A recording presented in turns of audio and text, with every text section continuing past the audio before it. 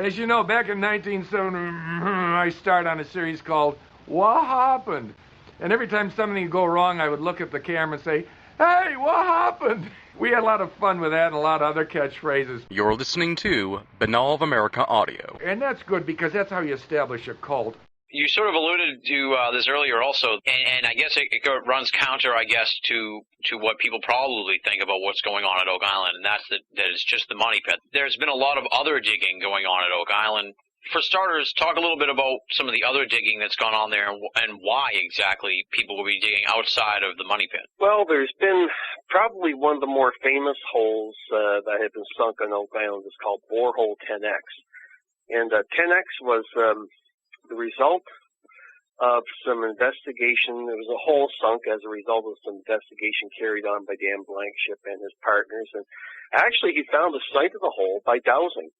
And they drilled the hole down by 235 feet. And my goodness, they broke into a little cavity about 6 or 7 feet high. And while drilling this hole, they brought up bits of metal. And it was a virgin area, meaning that nobody had ever sunk a shaft in around that area before. So they knew that the materials that they were bringing up had to have come from deep underground. They weren't left over from earlier treasure hunting activities. And like I said, they brought up bits of chains, some hand-drawn wire, some bits of metal that when exposed to the air oxidized and turned brittle immediately.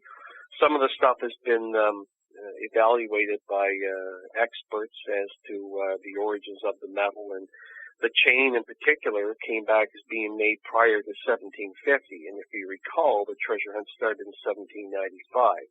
Now, they wouldn't say exactly how old the chain was. Like, is it 1600s era? Is it 1701? Is it 1720? They just said made prior to 1750. And, of course, people who know metals, Stelco Canada is who did the particular examination of that metal. They said, no, it was made prior to 1750 because of the inclusions that was into it and the way the metal was made up. So Borehole 10X became one of the more famous shafts outside of the money pit. And then in 1971, they lowered a television camera down to the bottom of Borehole 10X, and nobody was prepared for what flashed up onto the screen. What appeared to be a human hand severed at the wrist was seen gently floating in the water-filled void. And that was very startling. And believe it or not, they did not record that particular camera expedition down Borehole 10X. But they did have 5 other tries at it, and one of them they made over 2.5 hours of videotape. Actually, this Sony 1-inch reel-to-reel film, and was converted to videotape many years later, and the Oak Island Tourism Society is lucky enough and fortunate enough to have a copy of it. It's only about a half hour long, but boy, I'll tell you, there's some startling images to be seen in that videotape. So as you can imagine, they tried to lower divers down into the hole, and they did. And just picture being lowered down 235 feet down in the ground in a hole that was eventually enlarged to 27 inches in diameter, lined with quarter-inch steel all the way down to bedrock, which is at about 180 feet. And then from there, they just descended down through the rough cut in the bedrock till they get into this chamber. And some of the divers I've spoken to about it said that they were standing in a chamber believed to be about 6, 7, 8 feet high, and they could actually hear rock tumbling down from the excavation from when the drill had gone through a year or so previous. You can imagine how unstable and dangerous that was. But anyway, these guys get down their hands and knees groping around trying to find some of this metal that they saw, human remains, and an object that looks like a treasure chest, other things that look like tools and that sort of thing, and they didn't bring up anything of interest, and it still remains a mystery to this day.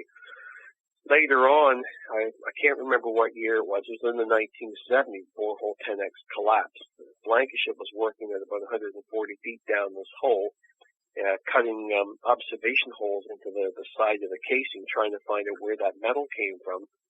And you could see the mud and the muck sliding down around the pipe, and he realized that they were experiencing some sort of a cave-in, and he hollered to his son to start winching him out of the hole. They had a little radio communication system at the time. It took his son David 34 seconds to winch his father out of the hole.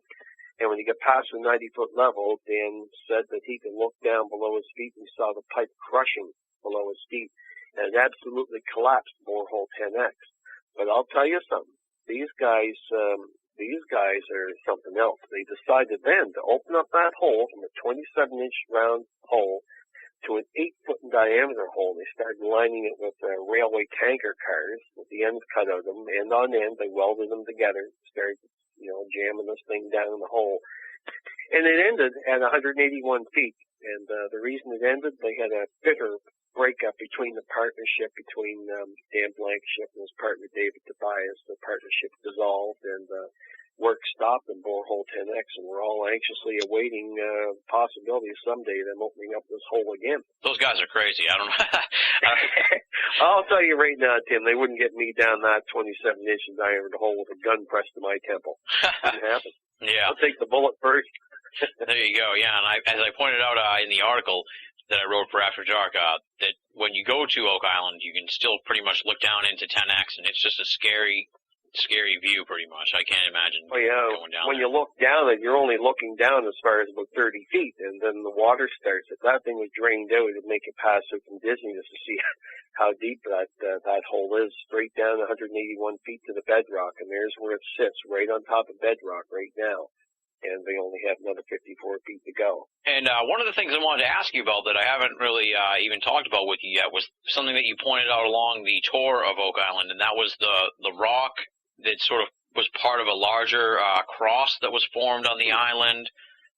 Talk a little bit about that story and the theory that's going around with that. Well, it's commonly referred to as Nolan's Cross. And it's a cross made up of stones. I think it's something like 6 stones. I can't remember the exact number of stones that comprise this cross. But it's over 900 feet long from base to the top, and the arms are about 600 feet long, give or take. And these stones form the shape of a Christian cross or Celtic cross, whatever you want to call it. And it was discovered by Fred Nolan. Fred Nolan came to Oak Island in the late 50s, around the time that Robert Restall came to Oak Island. He wanted to get involved with treasure hunt, but he's always sort of put off by the ownership, and they never gave him an opportunity. And of course, as I told you earlier, Fred Nolan's the one who surveyed those lots, because he is a surveyor by trade, and discovered that they weren't properly transferred, and ended up owning a major acreage on Oak Island. So, because he's such a keen surveyor and keen on the mystery of Oak Island, he did a lot of surveying on his property, and at various times, actually, he surveyed other parts of Oak Island. And because of the surveying, he found this cross. And what he discovered was that all the stones in this cross were sort of conical in shape. They had sort of a point onto them, and they all lined up rather well with his surveyor's transit. It's very difficult to believe that this is a natural formation when you consider that these stones aren't little rocks that, you and I could push in place just to fool some treasure hunters. These rocks weigh 10 tons each. So to have, 6 stones of 10 tons each line up in form the shape of a cross on Oak Island, it's a little hard to believe that that's just a natural placement. But anyway, of course, some people believe it is natural, and other people believe it's highly significant. Myself, I'm waiting to see how this all pans out. But nonetheless, there's a lot of people who believe that the Oak Island Cross or Nolan Cross is very, very significant to the story of who made the deposit under Oak Island, or even if indeed there is a deposit underneath of Oak Island. And it's one of many stone-type structures that have been found in Oak Island over the years that people believe have been left over by the originators, whoever they were. Another sort of interesting story that isn't part of the Money Pit lore, I guess you could say, is some of these ghost stories. You said originally that even back in the day that Oak Island had a reputation for being haunted. I guess talk about some of the other paranormal elements to Oak Island that sort of get lost in the shuffle behind the Money Pit story. Well, there's a lot of them. One being there's supposedly people have seen a dog with fiery red eyes appear whenever you're digging in the ground, and that'd be scary enough. And there's supposed to be a crow that would come and visit people who are digging, and would just sort of stick around and gave people the creeps. I've never, all the time I've spent on Oak Island, I've never seen anything odd myself, but I did have a peculiar experience one time with one of our guests on Oak Island when I was a tour guide out there. He had been walking up what we call the beach road, which is a short sort of a cut-off road that goes between the center of the island down to the ocean and then follows along the beach and makes access to the Money Pit area. And when you leave the beach area and walk up the beach road, it's kind of a dark road. It's overgrown with a lot of trees. It's kind of spooky. It's next to a swamp. And so myself and another guide were waiting for all the people to get off the island late one afternoon so we could go home. And we knew that there was one guy left on the island. He didn't show, and he didn't show. Finally, this guy started to appear down the road, and he's walking very fast up the road. His eyes are as big as saucers, and he's all a bath of sweat. We said, geez, you okay? And he said that he had experienced quite an unusual phenomenon down in the beach road. What he felt was he was walking along, and all of a sudden he walked out of the warm air in the cold air.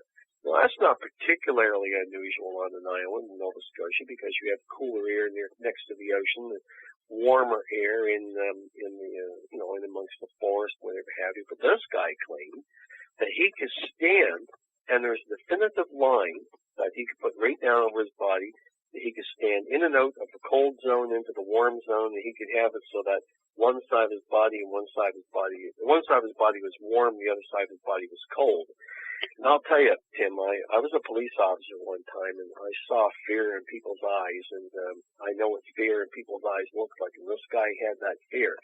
He had no desire to go back down to show us where the spot was. In fact, he trundled off the island, and they tell me back at the parking lot, when he got to his car, he jumped in his car, and he boogied off the island as fast as he could get out of there. And I probably would have forgotten about that story. I did write it up into a little story on the Oak Island Tourism Society's website. But, geez, this year, when we were bringing back a tour of people, I think it was on Sunday afternoon, I was walking along with a lady who experienced the exact same thing. And I was with her. I was walking along with her. And I thought, well, what a bunch of nonsense. So I said, can I feel your arm? And I felt her arm. And Tim, I'm telling you, her arm was as cold as a cadaver. Her arm was cold. She has goosebumps on her arm. She said she had difficulty in breathing. And of course, I started being very concerned the woman may be having a heart attack or something, although she was fairly young, probably in her 30s, early 40s, I suppose. But, boy, she is freaked out.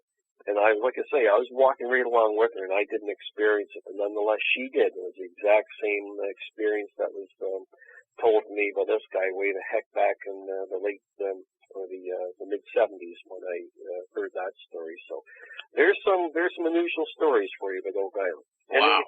A lot of people who step onto Oak Island either feel a sense of foreboding, or they feel a great sense of calm that overcomes them when they get on the island. And I've talked to a lot of very lucid people who have explained that very phenomenon to me. They said that when they walk on Oak Island, they feel very calm, very peaceful, very rested, and relaxed. And I must say, every time that I get on the island, I feel exactly the same way. But there has been some people that have expressed to me that they feel a little uptight. They feel a little scared. I don't know why, but nonetheless, there it is. Weird, yeah. Well, I definitely felt the sense of calm when I got on the island, for sure. Yeah. It was, it's very serene. Yeah, oh, it is. It's a beautiful island. Oh, it's amazing. Talk a little bit about the Oak Island Tourism Society and how that came about, and sort of what made you guys decide to form this organization. Well, our initial goal for the Oak Island Tourism Society, we want to have a world-class interpretive center established on Oak Island, and we want to offer up walking tours every day of the year to people who want to come and experience the mystery of Oak Island. We feel that would be a very, very popular tourism draw, and we want to do it in a way that's professional and ethical and moral and remembers the treasure hunters of the past, people who have died searching for the treasure, all that sort of thing. We don't want to turn it into an amusement park type of an affair. We want it to be very tasteful and that sort of business. So, well, 5 years ago, our local government representative, he's called the MLA, and the MLA approached me and said, Dan, what do you think about the idea? And I said, geez, John, I think that's a fabulous idea. So John Chadaway, our member of the Legislative Assembly, MLA, and myself, and a group of other guys, about 6 of us, we got together and formed the Oak Island Tourism Society. And we turned it into a non-profit charitable organization, and then we opened it up to membership from around the world. And I can brag that we have members all through the United States, all across Canada, all across Nova Scotia. We even have a member in New Zealand, for gosh sakes. How much further away can you get than New Zealand? And so we formed our society and accepted membership from around the world, and we've been lobbying the government of Nova Scotia to try and help us form a tourism project in Oak Island. The owners of Oak Island have not thrown any water on the fire of our desire to do this project. In fact, they've been very encouraging. And probably the worst opposition we've run into so far is actually with the government who obviously never have the money to do any of these projects. They're always talking poor mouth, but we continue to try and convince them that Oak Island should be opened up 365 days of the year, so people don't have to come in our festival that we have every year just to explore Oak Island. So that, in essence, is what we're trying to do. And right now we have our website that people can visit, www.oakislandsociety.ca, and they can read our mission statement and read some of the news that we've created over the past 5 years with trying to get people to understand that this would be a great spot to bring tourists and to show them around our little piece of heaven here. Yeah, definitely. Now, you had done tours at Oak Island in the 70s, and then they stopped in, I believe, like the mid-90s, right? What was the scenario with that? Just that it wasn't viable anymore for the owners to run that sort of thing, or was it just like in the midst of the change in ownership, they had to shut down the tours? Well, when the tour started back in 1973, it was started with a lot of hoopla, a lot of media attention and whatever have you. For 4 years, tours are run by the province of Nova Scotia, the Department of Tourism. And during that time, there was still a lot of fighting going on between Triton Alliance Limited and Fred Nolan over ownership of the land, and a seesaw back and forth caused us being the tourism department at the time, a lot of trouble. We had to alternately take people by bus, then we let them drive on the island, and at one point in time, because of the land being blocked off, we actually had to take people over by boat and land them on the island at a wharf. And by 1976, the government had enough. They threw their hands up and said, "Frig this, we can't be involved with this anymore. It's just too much trouble trying to organize all different types of tours to get out to the island," and they sort of gave it up. So the treasure hunters, led by Dan Blankenship, they took over the tours and ran them until about 1995. And as Dan put it to me, he said, "Look, we're treasure hunters, not tour guides, and we didn't want to be involved with it anymore." So the interest is there, but they just didn't want to do it, and they gave it up. So we being the Oak Island Tourism Society, has been trying to do it ever since. So once a year we have a little festival we call Explore Oak Island Days, and during our festival we take people out on guided tours and we show them all sorts of artifacts. So we put together a little 2-day museum sort of thing, and titillate people, show them all the interesting things about Oak Island, and of course get them on the island. That's the important thing, so they can actually walk the grounds and see where all this stuff is.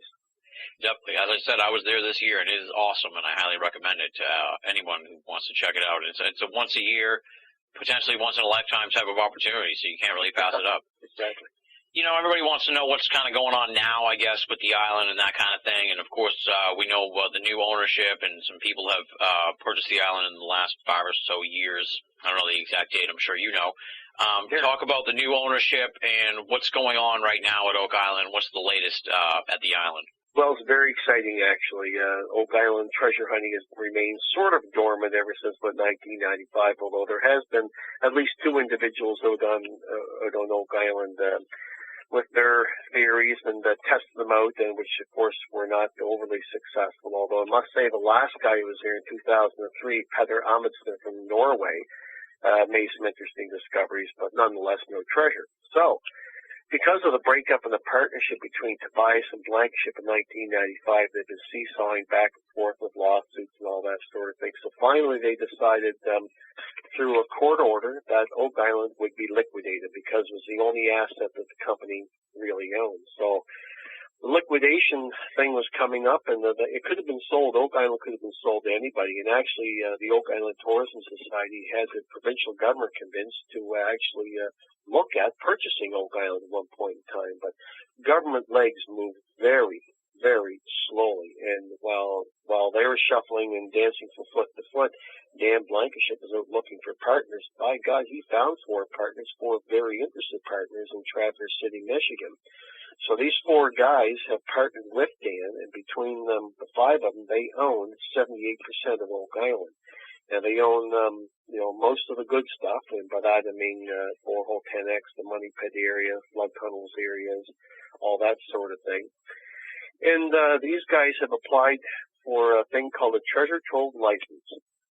Now, in Canada, there's only one province that requires that you purchase a treasure trove license if you're looking for treasure, and it's right here in Nova Scotia. We're the only province out of the 10 provinces and 3 territories that has a treasure trove license, and you have to apply to the government. And so these guys, this new group, decided, yes, we are going to apply to the government for a new treasure trove license, and they did.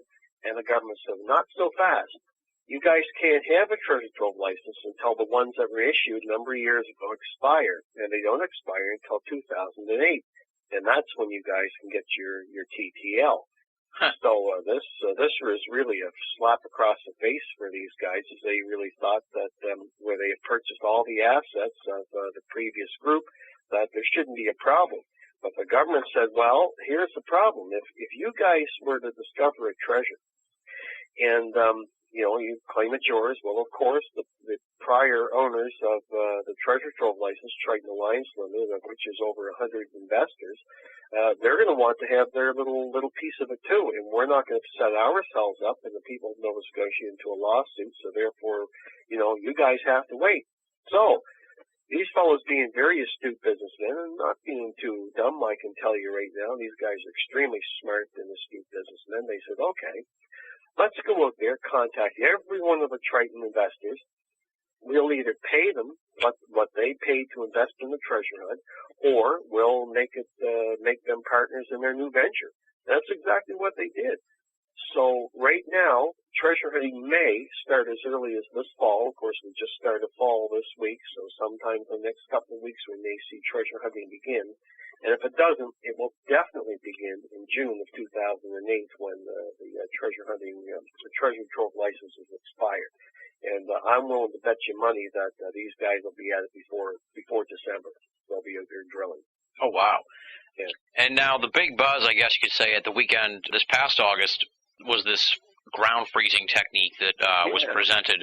Does that seem to be the general idea of the best way to go about it now, or are there theories about what the best way to go about it is that are still being bandied about, and do these new owners have they given any indication about exactly how they plan on hunting the treasure? Well, I'll tell you, Tim, the treasure hunters don't tell Danny Henniger everything. I'm not an investor, so therefore I'm sort of a guy on the outside who's very interested, and I know all these fellows, but they keep their cards pretty close to their vest, and they're not going to show off their cards. During Explore Oak Island days, one of the new owners took the floor to speak to people for a little bit. We had quite a few people gathered downstairs, and where our guest speakers spoke, and he was asked that very question, and his response was, look, it's a great idea, and we're not going to discount anything.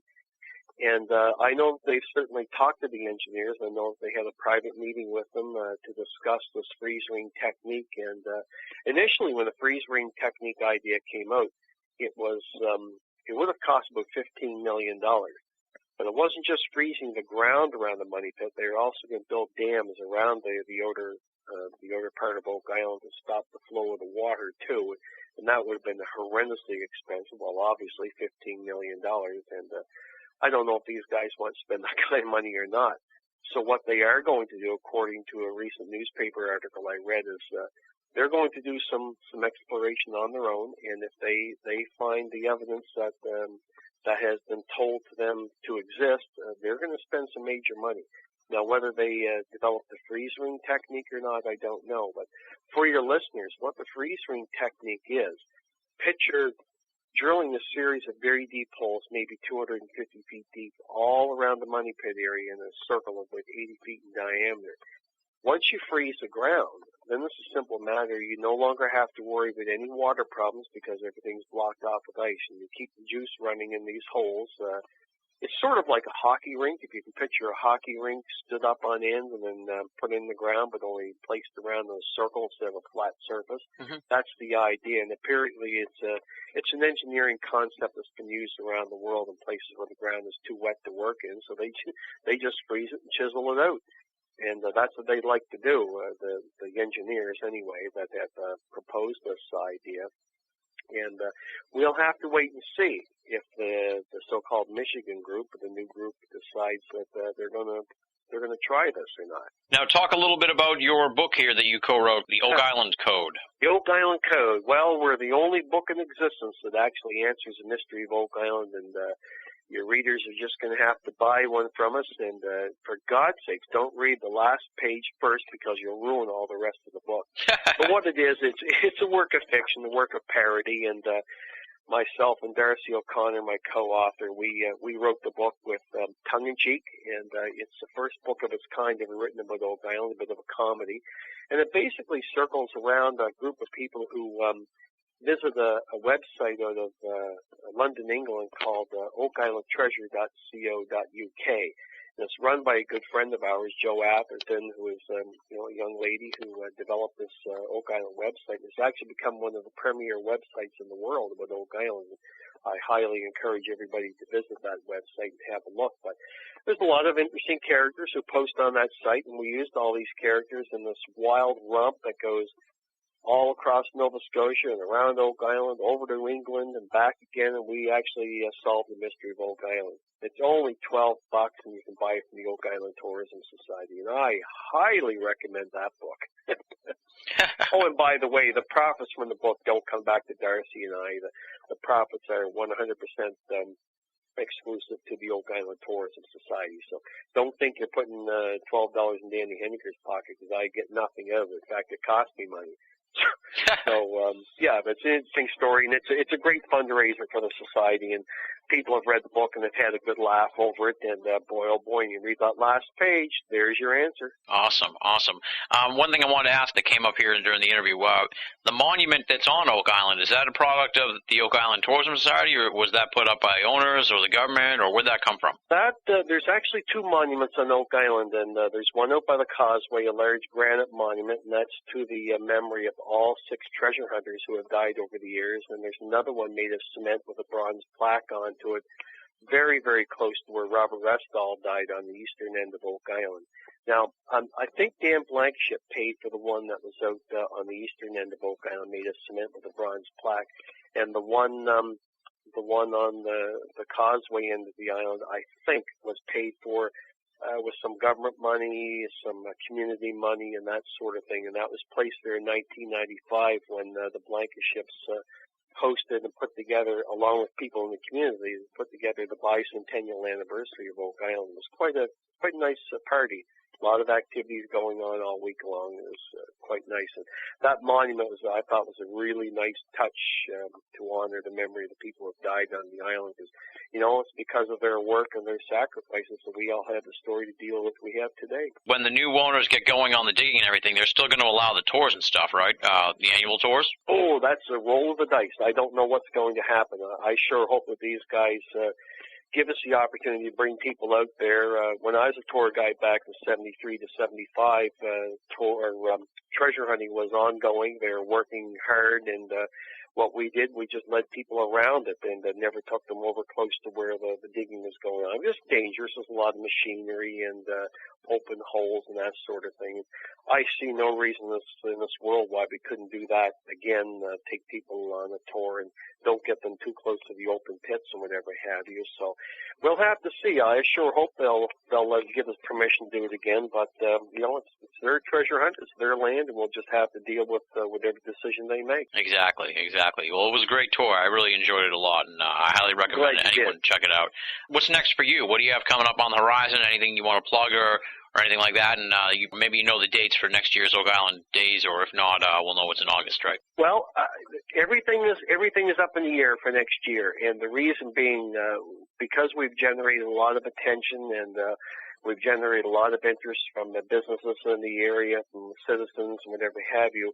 We've been approached by various entities to consider changing our dates and partnering with them, and we have some really interesting opportunities in front of us that we're going to explore, and our executive has already been speaking to various entities about it, and we have some nice surprises coming up, I think, for 2008.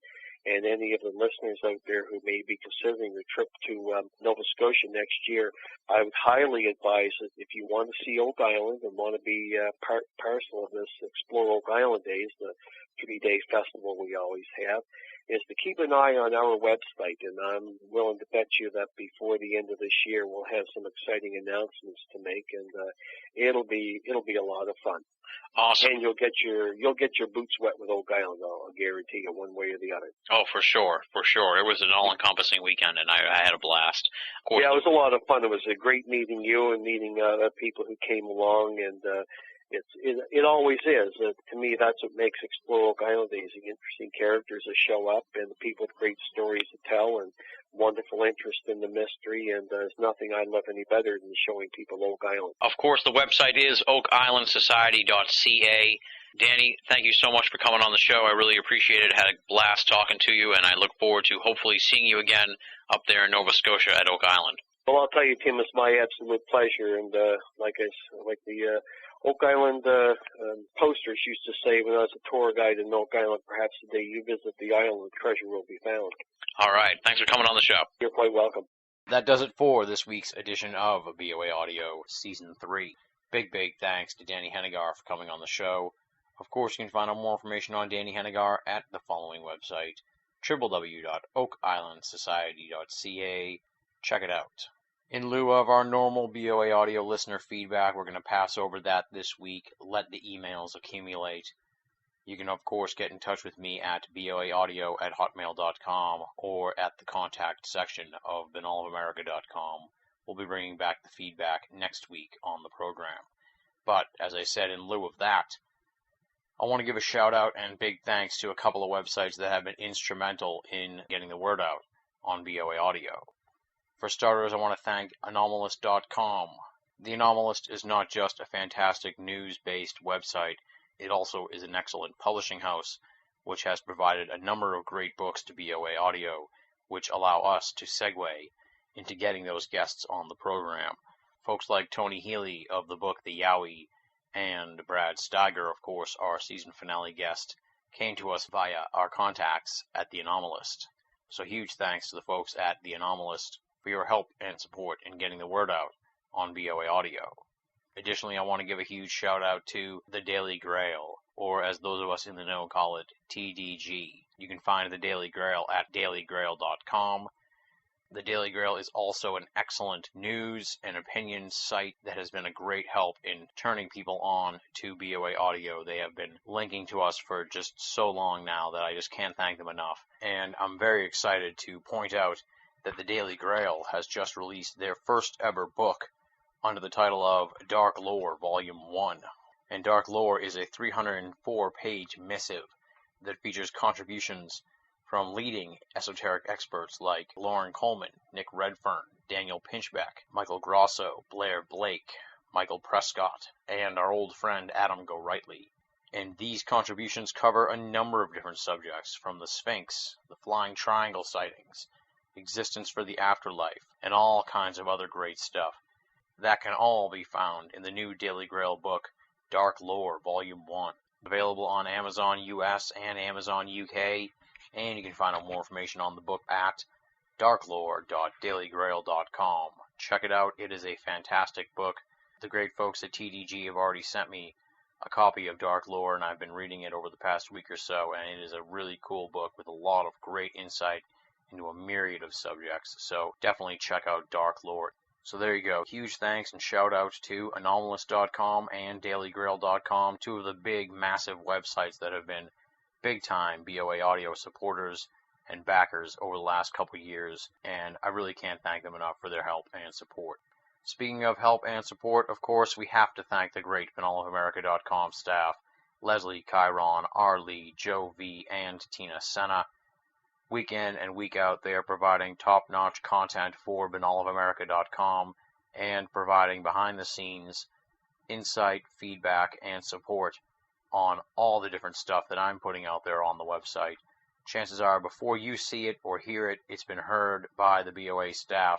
They helped shape the whole BOA franchise. So, huge thanks to the great staff of BinnallofAmerica.com for your help and support with the audio series and the website.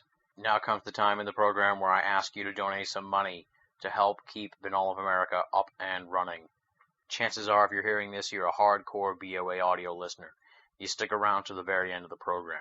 I appreciate that.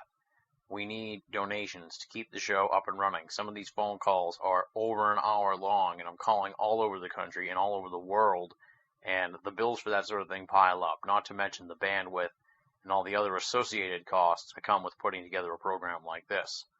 How can you help support BOA Audio? That's simple. You go to BinnallofAmerica.com, you click the PayPal button, and you make a donation. No donation is too small, and all donations go towards helping keep BOA Audio up and running, commercial-free, and free for our listeners the world over. For those folks who are uncomfortable just giving money away for something that they're already getting for free, I'm happy to inform you that we are in the midst of redesigning the BOA merchandise. We are going to be rolling out a whole new line of merchandise that I guarantee you're going to want to get your hands on. It's going beyond just BOA merchandise into a whole different realm, if you will. It's going to be our own line. And when you see it, you're going to say, God damn it, I want that shirt. So hopefully you'll do that. You'll pick up the shirt, and in turn, that will help keep BOA up and running. Stay tuned to BOA for the upcoming release of the merchandise line. I'm serious, folks. We're putting a lot of work into this. You're going to flip your wig when you see this stuff, and I know you're going to want it because I've put a lot of thought into what people really want and need as far as apparel goes in the esoteric world. Before we close out the program, we have a whole other portion of the end cap here that we have to talk about. Of course, that is the preview for next week's program. Our guest will be Greg Reese, author of UFO Religion. I'm stunned personally that we have not heard much from Greg Reese on the many other esoteric radio programs. You're going to hear a lot from him next week on BOA Audio. In this tremendously deep episode, we're going to go beyond the lights in the sky and discuss the belief systems associated with the UFO phenomenon, ranging from the dichotomy of nuts and bolts ufology versus the lunatic fringe, the contactee movement, UFO cults, mainstream religions with the UFO elements within them, and how UFO revelations may affect Christianity. We'll be talking about the paradox of the ancient astronaut theory, along with the paradox of ufology versus science. Plus, we're going to find out about Greg's problems with abduction research, how UFOs get blamed for everything paranormal, new gods versus old gods, fear as the driving force behind ufology, and, of course, tons and tons more. This interview covers a myriad of big-picture questions with regards to ufology and belief that will leave you thinking about the UFO phenomenon in a whole different light and provide you with a wealth of food for thought. This one is a killer episode. That's next week. Greg Reese talking about UFO Religion on Binnall of America Audio Season 3. And on that note, I've got nothing left to say, my friends. Until you hear from me next week, this is Tim Binnall, thanking you for listening and signing off.